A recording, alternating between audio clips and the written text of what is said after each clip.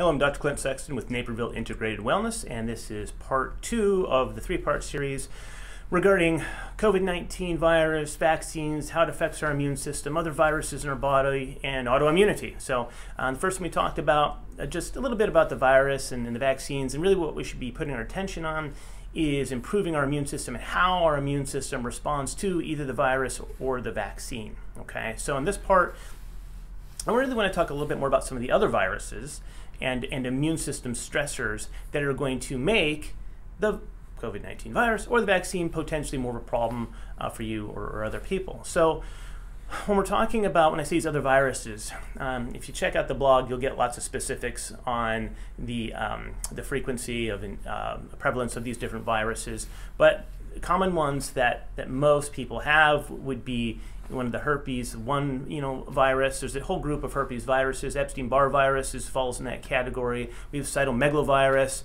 We have the herpes 6 virus. The whole point is we also have things like the chickenpox virus, which falls in the same category. What I'm saying is that we have viruses in our body, in our system, that we've picked up through life, and that these viruses don't go away. Okay, these stay in the body, and they can go through different phases of either being active or inactive. And so one thing that prevents them from being inactive is our immune system and keeping these viruses suppressed. So let's take a simple example such as herpes simplex 1, that can cause cold sores, let's say on the mouth. And so if someone gets under more stress, or they get sick with something else, that can cause that virus to become more active, and then they get a cold sore. So we have some viruses where we can see when they're active. So that would be one of them, or the virus, varicella, that's associated with chickenpox. If you get shingles, well, that's the same virus that has now become active in presenting itself. But we also have other viruses like the Epstein-Barr virus, where you're not going to see anything. You're not going to really know whether that's active or not, and you just may experience things like fatigue or brain fog. And so you're not going to necessarily see something on your body knowing, oh, this virus is active. But what I'm going at with this is another burden that our immune system is dealing with. So if we've got multiple viruses in the body, and most of us, if not all of us, have these. That's one stressor on the immune system.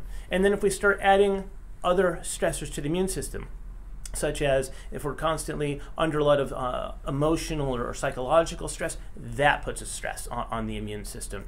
Or if our diet isn't the good healthy diet, or we're consuming food sensitivities or food allergies on a regular basis, is another burden on the body. Or if we have a leaky gut, and that's another burden on the immune system. And so we just start stacking up these issues that affect the immune system. Then we could add to it just the stress of everything that's gone on with the pandemic and how that has affected so many people. That's another stressor and another burden on the immune system. And now on top of this, we throw another trigger to the immune system, which would be getting infected with the virus itself or getting vaccines. And I'm not taking a stance on which way you should go on that. I'm just saying, bottom line is either one, they're a stressor. If you to some degree, if you get the virus, it stresses your immune system, and it has to become aware of it and make antibodies to it. The whole point of getting a vaccine is so that it stresses your immune system and it forces it to make antibodies against the virus. So either way, it doesn't matter, but I'm not going to get into that. The point is, the focus is not to get so obsessed about the virus itself, or get vaccinated or not vaccinated, or how many boosters should I get. Instead, it's like, whoa, there's lots of other things we can do that would take a burden off the immune system, so that our immune system has an appropriate response to either the virus or the vaccine. That's what we're looking at.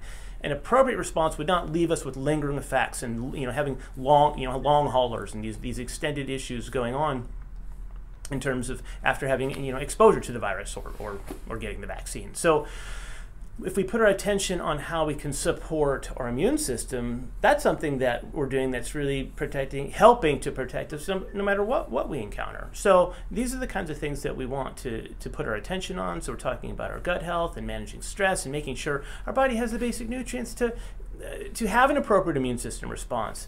We know that vitamin D helps, and it helps keep people from being hospitalized from the virus. We know that vitamin C helps the immune system, and zinc helps the immune system, and vitamin A helps the immune system. These things aren't hard to do, but you're helping your immune system have an appropriate response. So the other thing we get into is other burdens on the immune system. So if you have an autoimmune disease, that's another burden on the immune system on top of the virus and the food issues and the gut issues and then the, the COVID-19 and the vaccine. Or maybe you didn't have an autoimmune disease, but the virus or the vaccine could be a trigger that just pushes your system over. You're already right there, and this is the factor that stirred up enough of these other immune system issues to maybe trigger autoimmunity. And again, a very common virus that we look at and test for is the Epstein-Barr virus. Most people have it. It's the virus of mono, okay? But the virus is the Epstein-Barr virus, and that can get re-triggered and reactivated, okay? And so now we're looking at, well, how does that affect other immune system issues, and how does that tie into some of these longer-term, long-haul effects that we see in terms of brain fog or fatigue or insomnia or anxiety or depression, or go on, and see what's common with a lot of these lingering systems is we're seeing how the immune system is affecting our nervous system. And that's really a lot of these interactions and a lot of the symptoms that we see and that people are experiencing are neurological or brain-related issues from the virus. Well, a lot of these viruses, these chronic viruses, they're hanging out in the nervous system. So you're getting a lot of interaction between the immune system and the nervous system. So let's put our attention on the immune system and improving how that's working, and so we have appropriate immune system responses. If it triggers an autoimmune response, that's an inappropriate response of the immune system. If we have these huge, what we call these cytokine storms and these horrible overreactive immune system responses to the virus or the vaccine, that's inappropriate. So it's, again, having an appropriate response of our immune system. Our immune system basically does two things. It protects us and it helps us to heal. That's put it real simply, that's what it does. So that's what we want it to do. We don't want it to trigger long-term immune system issues or really exaggerated responses that create devastating effects on people's health. So check out the blog if you want some more details on this and looking at some of the statistics on these different viruses and autoimmunity, and I put a bunch of things in there for you to look at it. It's just to give you an idea of what how we're looking at this. And this is very much a functional or functional medicine subject, because it's either this. You don't leave your house and you avoid the virus, or you get the vaccine and hope for the best, and there you go. But otherwise, what else can you do?